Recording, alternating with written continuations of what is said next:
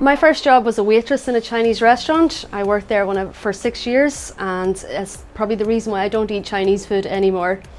One of the best things about working in tech now is that there's no chance of spilling 6 pints over one customer. My first job was handing out leaflets for Dublin Tourism Board to the people coming in off the ferry in Dunleary, which was quite interesting. Boats would come in first thing in the morning, late in the evening. You had to be ready to go down and hand out the leaflets. So customer facing, I got used to talking to customers. I actually worked in the hospitality industry for 3 years, and the thing funny enough about that is you come across very difficult guests at times that you have to deal with on a day-to-day basis with a smile on your face.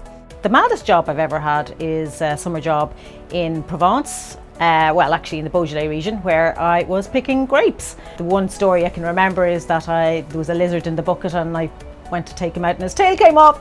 So that was a bit scary, but it was a great job. Met loads of really unusual and exciting people, and yeah, it was a great experience. In fact, after the grape picking, I was in France for a year. So I lived in Grenoble and worked there doing the only thing at that time that a non-French person could do, which is to teach English.